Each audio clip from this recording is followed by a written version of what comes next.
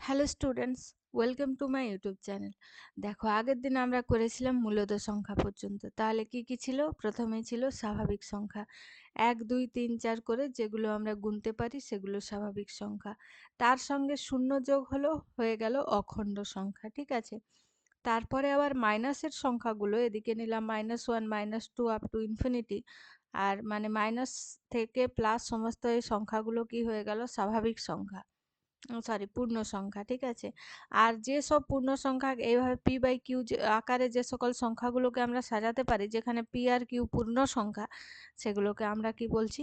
মূলত সংখ্যা বলছি। ঠিক আছে, তাহলে দেখো, পূর্ণ সংখ্যাগুলিকে যেমন এখানে -5 নেওয়া হয়েছে, তো এটাকে আমরা কি করতে পারি? পি বাই কিউ আকারে সাজাতে পারি, কারণ আমরা জানি -5কে আমরা -5/1 লিখতে পারি। যে কোনো কিছু একটা পূর্ণ সংখ্যা থাকবে, তার নিচে 1 লিখে দিলেই সেটা কি হয়ে যাবে? মূলত সংখ্যা হয়ে যাবে, তাই না?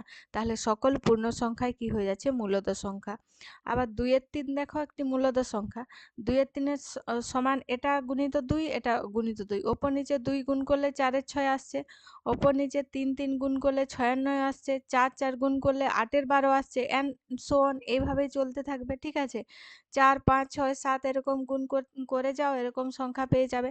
তাহলে এই যে এই সংখ্যাগুলো পেলাম, যেমন 4 এর 6, 6 এর 9, 8 এর 12, এদেরকে 2 এর 3 এর কি বলা হয়? 2 এর 3 এর সমতুল্য মূলত সংখ্যা বলা হয়। ঠিক আছে, ইকুইভ্যালেন্ট রেশনাল নাম্বার বলা হয়, বা সমতুল্য ভগ্নাংশ, ইকুইভ্যালেন্ট ফ্র্যাকশন বলা হয়। ঠিক আছে, তাহলে এই এই যে 2 এর 3 এর সঙ্গে 2 ওপর নিচে 2 3 4 5 6 এরকম গুণ করে করে যে সব ভগ্নাংশগুলো পাচ্ছি, সেগুলোকে আমরা 2 এর 3 এর সমতুল্য মূলদ সংখ্যা বা সমতুল্য ভগ্নাংশ বলছি। যেগুলির ইংরেজি নাম কি? Equivalent rational number. আর সমতুল্য ভগ্নাংশের ইংরেজি নাম ইকুইভ্যালেন্ট ফ্র্যাকশন। ঠিক আছে, ঠিক আছে, তাহলে পি বাই কিউকে মূলদ সংখ্যা বলা হবে যদি পি ও কিউ পূর্ণ সংখ্যা হয় এবং কিউ নট ইকুয়াল টু 0 হয়। কিউ ইকুয়ালস টু 0 হয়ে গেলে সেটার আমরা কোনো মান পাবো না, সেটা অসীম পর্যন্ত চলে যাবে। ঠিক আছে, প্রয়োজন মতো পি বাই কিউ লঘিষ্ঠ আকারে প্রকাশ করি, অর্থাৎ পি ও কিউ এর মধ্যে এক ছাড়া অন্য কোনো সাধারণ উৎপাদক থাকবে না। সেক্ষেত্রে পি ও কিউ কে পরস্পর মৌলিক সংখ্যা বা কো প্রাইম হতে হবে। পরস্পর মৌলিক সংখ্যা মানে তাদের গসাগু 1 হবে। ঠিক আছে, পরস্পর মৌলিক সংখ্যা কাদেরকে বলি? যাদের গসাগু 1 হয়, তাদেরকে আমরা পরস্পর মৌলিক সংখ্যা বলি। তাহলে পি আর কিউ কে পরস্পর মৌলিক সংখ্যা হতে হবে। সকল মূলদ সংখ্যাই কি পূর্ণ সংখ্যা? না, সকল মূলদ সংখ্যা পূর্ণ সংখ্যা নয়। দেখো, 1 এর 2 মূলদ সংখ্যা, কিন্তু সেটা পূর্ণ সংখ্যা নয়। তাহলে সব মূলদ সংখ্যা পূর্ণ সংখ্যা নয়, কিন্তু প্রত্যেকটি পূর্ণ সংখ্যাই মূলদ সংখ্যা। যে কোনো একটি পূর্ণ সংখ্যাকে সেটা ডিভাইডেড বাই 1 করে আমরা মূলদ করে লিখতে পারি। প্রতিটি পূর্ণ সংখ্যাই কি অখণ্ড সংখ্যা? না, প্রতিটি পূর্ণ সংখ্যা অখণ্ড সংখ্যা নয়। -1 যদি আমরা ধরি, তো সেটা তো 0 1 2 থেকে এগুলোর থেকে শুরু হয়েছে অখণ্ড সংখ্যা, কিন্তু মাইনাসের গুলো, মনে করো এখানে আমরা -1 নিচ্ছি বা -2 নিচ্ছি, মনে করো -2 হলো একটি পূর্ণ সংখ্যা, কিন্তু -2 অখণ্ড সংখ্যা নয়। ঠিক আছে, তাহলে দেখো, এখানে একটা রেখাতে এখানে লেখা হয়েছে স্বাভাবিক সংখ্যাগুলো 1 2 3 4 5 6 7 এরকম ভাবে এই দাগটি দেওয়া আছে, মানে এদিকে আরো বাড়বে। এই দাগটি দেওয়া আছে মানে আচ্ছা, এখান থেকেই শুরু হয়েছে, এটা আরো বাড়ছে, মানে সংখ্যা রেখাটা বাড়ছে, কিন্তু এই 1 থেকে আমরা নিয়েছি এটা স্বাভাবিক সংখ্যা। তাহলে সবচেয়ে ছোট স্বাভাবিক সংখ্যা হচ্ছে 1। ঠিক আছে, 1 এর থেকে ছোট স্বাভাবিক সংখ্যা আর নেই। এরপরে 1 এর সঙ্গে আরো শূন্য বসিয়ে দিলাম। ঠিক আছে, মানে এদের সঙ্গে আরো শূন্য নিয়ে নিলাম, তাহলে সেটা হয়ে যাবে অখণ্ড সংখ্যা। সবচেয়ে ছোট অখণ্ড সংখ্যা কি হয়ে যাবে? 0 হয়ে যাবে। ঠিক আছে, পূর্ণ সংখ্যা বসাও, এদিকেও চলে যাবে মাইনাসে, এদিকেও চলে যাবে প্লাসে। তাহলে পূর্ণ সংখ্যার কিন্তু সব থেকে ছোট বা সব থেকে বড় পাবো না। এখানে আমরা স্বাভাবিক সংখ্যা সব থেকে বড় স্বাভাবিক সংখ্যা পেতে পারি না, সব থেকে বড় অখণ্ড সংখ্যাও পেতে পারি না, কিন্তু সব থেকে ছোট স্বাভাবিক সংখ্যা 1 আর সব থেকে ছোট অখণ্ড সংখ্যা 0। কিন্তু পূর্ণ সংখ্যা এদিকেও যত যাবে মাইনাসে, এদিকেও প্লাসে ততই যাবে। ঠিক আছে, তাহলে তার আমরা বড় বা ছোট কিছুই আমরা পেতে পারি না। তাহলে শূন্যর ডান দিকে যত যাব ততই বড় সংখ্যা পাবো, আর শূন্যর বাম দিকে যত যাব তত ছোট সংখ্যা পাবো। সংখ্যা রেখায় যে কোনো পূর্ণ সংখ্যা ডান দিকে পূর্ণ সংখ্যা গুলি ওই পূর্ণ সংখ্যার থেকে বড়, কিন্তু বাম দিকের পূর্ণ সংখ্যাগুলি ওই পূর্ণ সংখ্যা থেকে ছোট। মানে এখানে -2টা বড় -3 এর থেকে, কিন্তু 3টা বড় 2 এর থেকে। 2 এর থেকে 3 বড়, এটা আমরা জানি, কিন্তু যখনই তাদের মাইনাস করে দিচ্ছি তখন -3টা কত হয়ে যায়, ছোট হয়ে যাচ্ছে। ঠিক আছে, এই যে দেখো এখানে যেমন -3 এর ডান দিকে যে কোনো পূর্ণ সংখ্যা -3 এর থেকে বড়, এইদিকে -2 -1 এগুলো -3 এর থেকে বড়, কিন্তু এখানে বাম দিকে যে কোনো পূর্ণ সংখ্যা 3 এর থেকে ছোট। তাহলে এই 3 এর বাম দিকে 1 2 আছে, এগুলো 3 এর থেকে ছোট। তাহলে সব থেকে ছোট পূর্ণ সংখ্যা ও সব থেকে বড় পূর্ণ সংখ্যা আমরা পাবো না। কিন্তু এখানে কি সরলরেখায় মূলদ সংখ্যা কিভাবে স্থাপন করব? প্রথমে 2 ও 3 এর মধ্যে একটি মূলদ সংখ্যা হিসাব করে লিখি। দেখো 2 আর 3 এর মাঝে একটি মূলদ সংখ্যা, এখানে 5 এর 2 হয়েছে, মানে 2 যোগ 3 ডিভাইডেড বাই 2 করে এদের এদের মধ্যবিন্দু আমরা পেয়েছি। তারপরে কি করেছি, এই দুটো যোগ করে ডিভাইডেড বাই 2 করে এদের মধ্যবিন্দু পেয়েছি। এরকম ভাবে মধ্যবিন্দু বের করার মানে কি করব, যে যে এন্ড পয়েন্ট আছে, মানে শেষের যে পয়েন্টগুলো, যেমন 2 আর 3 এর মাঝে, তো 2 আর 3 যোগ করব ডিভাইডেড বাই 2 করব। ঠিক আছে, এটা হচ্ছে মধ্যবিন্দু বের করার ফর্মুলা। ঠিক আছে, আমি সংখ্যা রেখায় 2 ও 3 এর মধ্যে আরো 4টি মূলদ সংখ্যা লিখি। 2 ও 3 এর মাঝে আরো 4টি মূলদ সংখ্যা কিভাবে পাবো? ওই 2 আর 5 এর মধ্য 2 আর 5 এর মধ্যবিন্দু বের করব। এবারে মানে 2 আর 5 এর 2 এর মধ্যবিন্দু বের করব। 5 এর 2 আর 3 এর মধ্যবিন্দু বের করব। ঠিক আছে? এভাবে মধ্যবিন্দু বের করে আমরা এদের মাঝে মূলদ সংখ্যা আ হিসাব করতে পারি। ঠিক আছে? তাহলে এখানে দেখো 11, 4 ও 3 এর মধ্যবর্তী মূলদ সংখ্যা 11, 4 যোগ 3 ডিভাইডেড বাই 2। ঠিক আছে, তাহলে কত হয়ে যাবে, 11, 4 যোগ 3 ডিভাইডেড বাই 2। তাহলে এখানে কত হয়ে যাচ্ছে, এটা 4 হয়ে যাচ্ছে লসাগু। 11 যোগ 12 ডিভাইডেড বাই 2 হচ্ছে। তাহলে এখানে 11 যোগ 12 করলে কত হচ্ছে, 23/4 গুণিত 2/1 আছে, তো এটা গুণ করে লিখলে 1 এর 2 হয়ে যাবে। তার মানে 23/8 হচ্ছে। ঠিক আছে, তাহলে এই ফাঁকা ঘরে 23/8 লিখবে। বোঝা গেল। অন্যভাবে কিভাবে পাবো দেখো, এটা তো একভাবে হলো, আমরা মাঝে মাঝে মানে মধ্যবিন্দু বের করে আমরা করতে পারি। অন্যভাবে কিভাবে পাবো, 2 ও 3 এর সমতুল্য মূলদ সংখ্যা লিখি। তাহলে এখানে 5টি মূলদ সংখ্যা লিখতে বলেছে। তাহলে এখানে 5 যোগ 1 6, নিচে আমরা কি লিখবো, 6 লিখবো।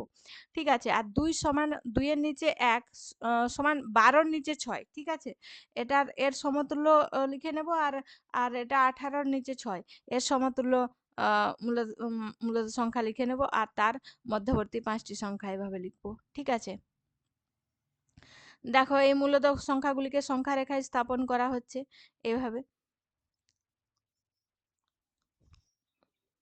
ঠিক আছে,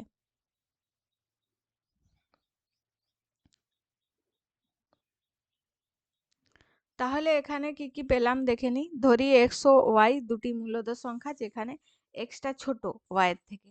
তাহলে এক্স প্লাস ওয়াই বাই 2 একটি মূলদ সংখ্যা, যা সংখ্যা রেখায় এক্স ও ওয়াই এর মধ্যে অবস্থিত। আবার এক্স ও ওয়াই দুটি মূলদ সংখ্যা এবং এক্সটা ছোট ওয়াই এর থেকে হলে সংখ্যা রেখায় এক্স ও ওয়াই এর মধ্যে এন সংখ্যক মূলদ সংখ্যা নিচের মতো করেও করতে পারি, x plus d, x plus 2d, x plus 3d। এরকম ভাবে ডি এর মান কি, y minus x by n plus 1। ঠিক আছে, এইভাবেও আমরা বের করে নিতে পারি।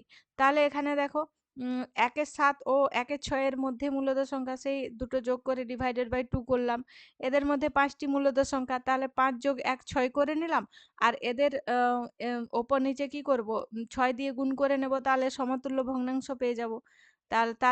তার মাঝের সংখ্যাগুলি লিখে নেব। যেমন ধরো এখানে 18 দাগটা করে দিচ্ছি।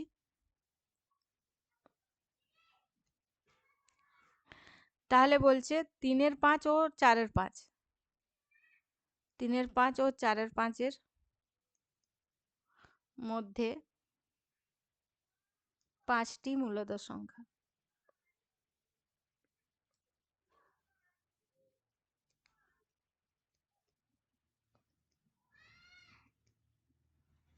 কিভাবে বের করব দেখো, এখানে ডি এর মান কত হয়ে যাচ্ছে, ডি সমান ক্যাপিটাল ডি নয় স্মল ডি, তাহলে এখানে 5 প্লাস 1 সমান 6। ঠিক আছে, তাহলে এর 3 এর 5 এর সমতুল্য ভগ্নাংশ বের করব। 3 এর 5 এটা গুণিত 6, এটা গুণিত 6, তাহলে কত হয়ে যাচ্ছে?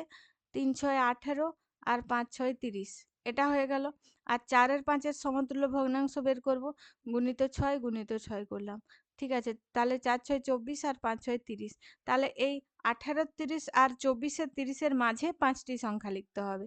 ঠিক আছে, তাহলে 3 এর 5 ও 3 এর 5 ও 4 এর 5 এর মধ্যে 5টি মূলদ সংখ্যা।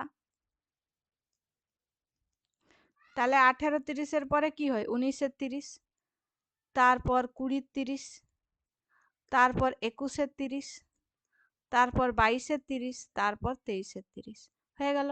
এই 5টি বোঝা গেল, এইভাবে করতে হবে। ঠিক আছে, এভাবেই করা আছে। দেখো 3 এর 5 যোগ 1 এর 30, 2 এর 30। ঠিক আছে, এইভাবে এই সংখ্যাগুলি পাওয়া গেছে। আমি 5 ও 6 এর মধ্যে 6টি মূলদ সংখ্যা লিখি। তাহলে 6টি, তাহলে ডি এর মান কত হবে? 6 যোগ 1 7, তাহলে 5 সমান 35 এর 7, 6 সমান 42 এর 7, এর মাঝে 6টা সংখ্যা লিখে দেবে। ঠিক আছে, এরপরে দেখো 20 দাগ। 20 দাগ এখানে কি বলেছে?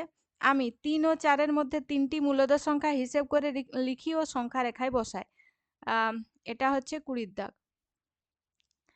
3 ও 4 এর মাঝে 3টি মূলদ সংখ্যা।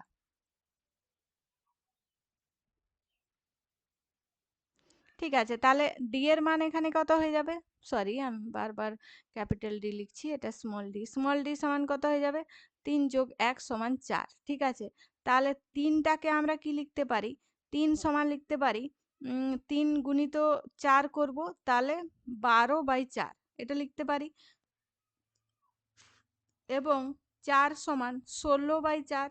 ঠিক আছে, 4 গুণিত 4 ডিভাইডেড বাই 4 করব। ঠিক আছে, তাহলে 16/4, তাহলে এদের মাঝে 3টি মূলদ সংখ্যা। অতএব 3 ও 4 এর মাঝে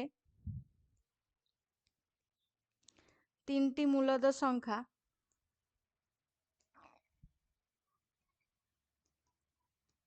13/4, 14/4 আর 15/4।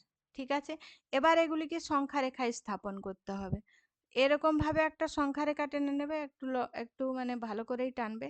এটা 1 মনে করো, এটা 2, এটা 3, এটা 4, এটা 5। তাহলে এদের মাঝে আমাদেরকে কি করতে হবে? 3টা, তার মানে এটাকে 4 ভাগে ভাগ করব।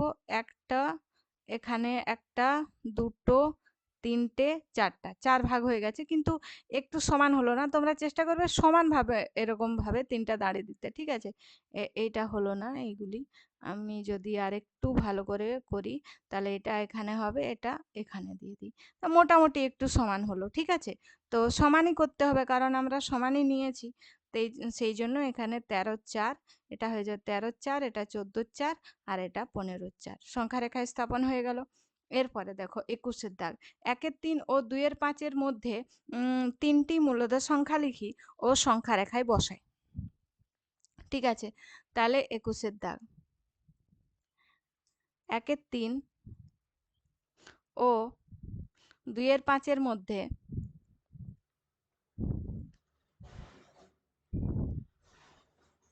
3টি মূলদ সংখ্যা।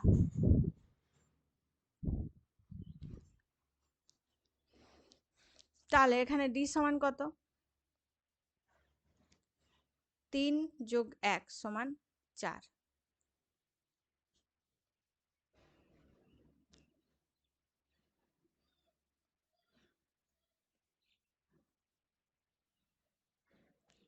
এখানে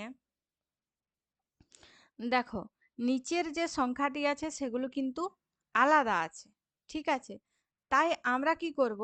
ওই মধ্যবিন্দু হিসাবেই আমরা এখানে করব। কারণ এখানে এখানে যদি ডি এর মান আমরা লিখি এইভাবে, তাহলে নিচের এই যে দেখো আমরা এখানে সবগুলোতে 4 পেয়েছি। সবগুলোতে 4 পেলে 3 গুণিত যদি 4 করি এখানে 12 আসছে, 5 গুণিত 4 করলে 20 আসছে। তাহলে এদের মানে ডিনমিনেটর যেটা আমরা হর বলছি, সেটা কিন্তু এক হচ্ছে না। তো সেই জন্য এদের মধ্যবিন্দু বের করব, আর তারপরে বাকি দুটির মধ্যবিন্দু বের করব। ঠিক আছে, তাহলে এখানে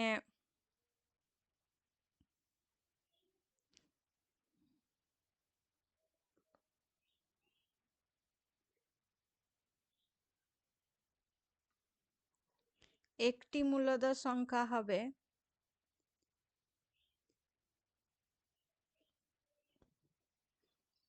1/3 যোগ 2/5 ডিভাইডেড বাই 2। তাহলে এটা করব তো 5 আর 3 15 হচ্ছে, তাহলে 5 প্লাস 3 দুগুণে 6 ডিভাইডেড বাই 2। তাহলে 11/15 গুণিত 2 এর নিচে 1 আছে, তাহলে 1 এর 2 হবে, মানে 11/30। 11/30 একটা পেলাম। এবারে দেখো 1/3 আর 11, 1/3 আর 2/5 আমরা যদি সংখ্যা রেখাটা একটু দেখি, এখানে 1/3 আছে, এখানে 2/5 আছে, এদের মাঝে মাঝে হলো 11/30। এবারে 11/30 আর 1/3 মাঝে একটি সংখ্যা, আর 11/30 আর 2/5 মাঝে একটি সংখ্যা যদি আমরা বের করে নিই, তাহলে 3টা সংখ্যা হয়ে গেল। ঠিক আছে, তাহলে আমরা বের করব 1/3 ও 11/30 মধ্যবর্তী একটি মূলদ সংখ্যা। 1/3 ও 11/30 এর মধ্যবর্তী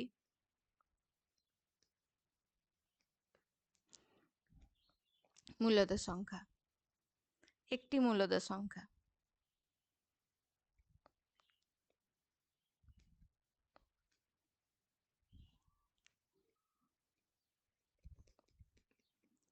একের 3 যোগ 11/30 ডিভাইডেড বাই, এখানে কি চলে আসছে 2। তার মানে 30 এর লসাগু হবে 3 10 30, 10 যোগ 11 ডিভাইডেড বাই 2, মানে 21/30 গুণিত 1/2, মানে 21/60। ঠিক আছে, এরপরে 11/30 ও 1/3 ছিল আর 2/5 ছিল, 11/30 ও 2/5 এর মধ্যবর্তী একটি মূলদ সংখ্যা কত হয়ে যাবে? 11/30 যোগ 2/5 বাই 2 সমান 30 হলো, 11 যোগ 5 6 30, তাহলে 6 2 12 ডিভাইডেড বাই 2, মানে এখানে কত হয়ে যাচ্ছে? 23 হচ্ছে, তাই তো? 11 আর 12 যোগ করলে 23/30 গুণিত 1/2, মানে 23/60। বোঝা গেল? তাহলে 11/30কে যদি আমরা দেখো, আমাদেরকে তো সংখ্যা রেখায় বসাতে হবে। 11/30 মানে এটা কিন্তু কি হয়ে যাচ্ছে? 22/60 হয়ে যাচ্ছে, মানে 21/60, 22/60 আর 23/60 হয়ে যাচ্ছে। ঠিক আছে, এবার এটাকে আমরা যদি সংখ্যা রেখায় বসাই, সংখ্যা রেখাটা তোমরা স্কেলে টানবে, একটু সোজা হবে। এখানে এখানে আমাদের মানে 1/3 আছে, মানে এটাকে যদি 60-এ আমরা করে নিই, মানে কত হয়ে যাচ্ছে? এখানে 20, তাহলে 20/60, আর এটা কত হয়ে যাচ্ছে?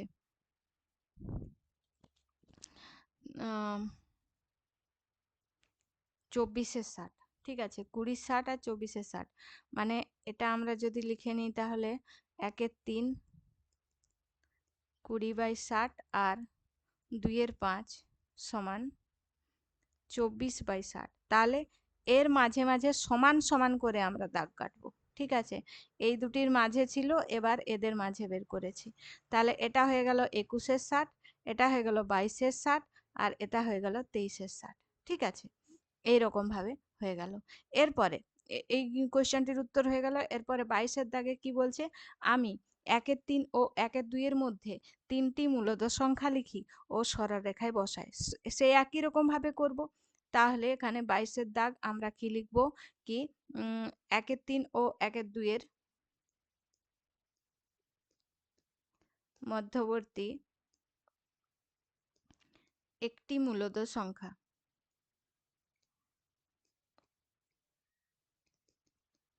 1/3 যোগ 1/2 বাই 2, তার মানে এদের লসাগু কত হচ্ছে? 6। 2 যোগ 3 বাই 2, মানে 5/6 গুণিত 1/2, মানে কত হয়ে যাচ্ছে? 5/12। একটি সংখ্যা 5/12 হলো। এবারে 1/3 ও 5/12 মধ্যবর্তী একটা মূলদ সংখ্যা বের করব, আর 5/12 আর 1/2 এর মধ্যবর্তী একটা মূলদ সংখ্যা বের করব। ঠিক আছে, তাহলে 1/3 ও 5/2, সরি, কত পেলাম আমরা? 5/12 এর মধ্যবর্তী একটি মূলদ সংখ্যা 1/3 যোগ 5/12 ডিভাইডেড বাই 2, মানে এদের লসাগু হয়ে যাচ্ছে 12, 3 4 12, তাহলে 4 + 5 / 2 সমান 9 12 গুণিত 1 2 মানে 9 24। আবার 5 12 ও 1 2 এর মধ্যবর্তী একটি মূলদ সংখ্যা সমান 5 12 যোগ 1 2 ডিভাইডেড বাই 2। তার মানে নিচে এখানে লসাগু হবে 12, 12 আর 2 এর লসাগু 12, এখানে 5, 6 দুগুণে 12, তাহলে এখানে 6 ডিভাইডেড বাই 2 মানে 11/12 গুণিত 1 2 মানে 11 24। ঠিক আছে, তাহলে 11 24 পেলাম, 9 24 পেলাম, আর এটা 5 12 মানে 10 24। ঠিক আছে, অতএব তিনটি মূলদ সংখ্যা